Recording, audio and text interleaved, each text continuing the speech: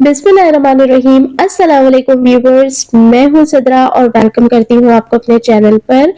आज जो रेसिपी मैं आपको सिखाने वाली हूं वो बहुत ही मज़ेदार सी रेसिपी है और आपने आज तक ऐसा स्नैक बना के ट्राई नहीं किया होगा।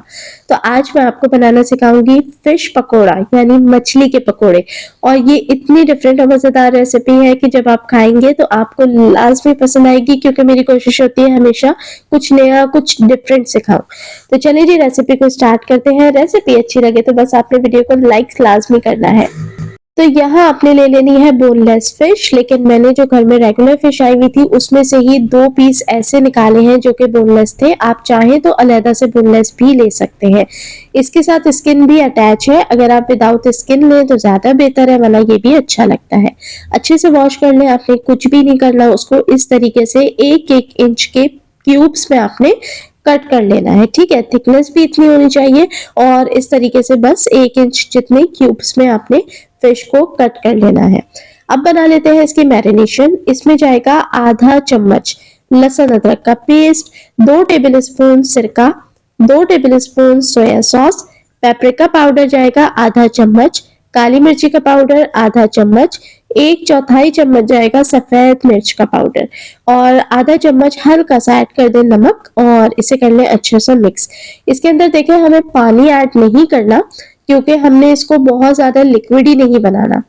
एक चीज जो यहाँ पर मैं और शामिल करूंगी वो है सफेद तिलों का तेल यानी sesame seed oil 1 table spoon, क्योंकि ये चाइनीज के अंदर बहुत ही मजेदार सी खुशबू और फ्लेवर लेकर आता है और हम क्योंकि सी फूड ही बना रहे हैं तो इसके अंदर ये बहुत मजेदार लगता है।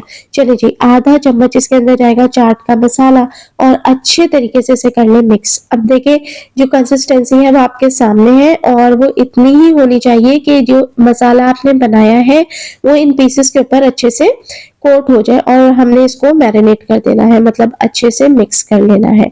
यकीन करें बहुत सारी डिफरेंट वैरायटीज आपने पकोड़ों की खाई होंगी। कुछ दिनों पहले मैंने आपको चाइनीज पकोड़े भी बनाना सिखाए थे, इसके अलावा चिकन के लच्छा पकोड़ा तो बेतहाशा खाए होंगे, लेकिन फिश पकोड़ा एक ऐसी रेसिपी है जो आपने आज से पहले ट्राई नहीं की होगी। और जिस तरह मैं बनाना सिखा रही हूँ लच्छा स्टाइल में, वैसे तो आई एम श्योर आप इसको पहली दफा ही ट्राई करेंगे और मैं रेकमेंड करूंगी कि आप इस रेसिपी को लाजमी ट्राई करें, आपको मजा आ जाएगा। चलिए जी, अब इसके लच्छे बनाने के लिए लेंगे समोसा पट्टी और उसको इस तरीके से 1-1 इंच की स्ट्रिप्स में काट लेंगे। तो छोटे छोटे कैंची की मदद से आपने इस तरीके से पतले पतले इसकी स्ट्रिप्स काट लेनी है, ताकि इसके बहुत ही क्रिस्पी और बहुत ही मजेदार से लच्छे बन के तैयार हों। तो दोस्तों आप रेसिपी देखते देखते यहाँ तक तो आ गए हैं, तो रेसिपी कैसी लग रही है एक प्यारा सा कमेंट करके तो बताएं, मैं आपके कमेंट्स का इंतजार करती हूँ। चलिए जी, यहाँ देखें लच्छे बन के तैयार है, लेकिन लच्छे अलग अलग रहे, एक दूसरे के साथ जुड़े नहीं। तो इसके लिए शामिल करेंगे 1 टेबल स्पून इसके अंदर मैदा और मैदे के साथ इसे इस तरीके से मिक्स कर लेंगे। इससे क्या होगा कि आप जब कोट करेंगे ना तो एक्स्ट्रा जो लच्छे होंगे वो खुद ही झटक के नीचे आ जाएंगे। चलिए जी, मसाला आपके सामने है, बहुत ही चटपटा और लजीज सा मसाला फिश के जो क्यूब्स है ना उसके ऊपर अच्छे से रैप हो चुका है। अब क्योंकि मसाला है, नमी है, गीला भी है, तो बस आपने ऐसे ही उठा के इसको कोट कर लेना है।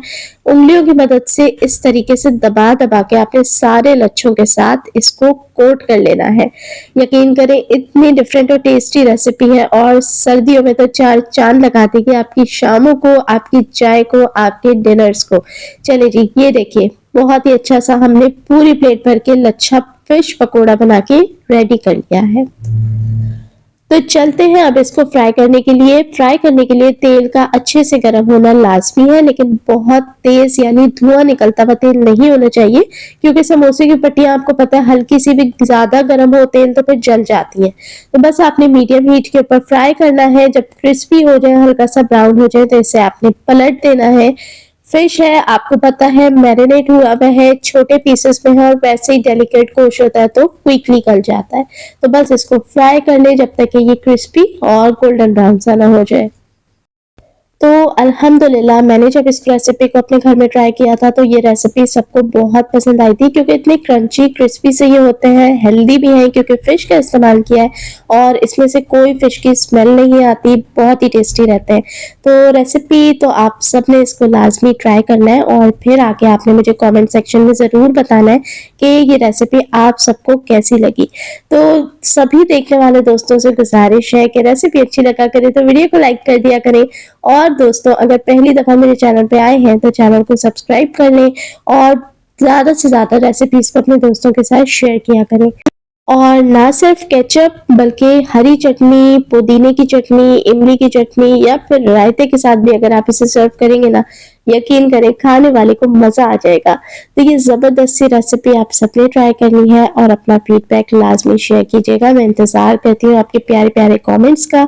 देखने वाले सभी लोगों का बेहद शुक्रिया।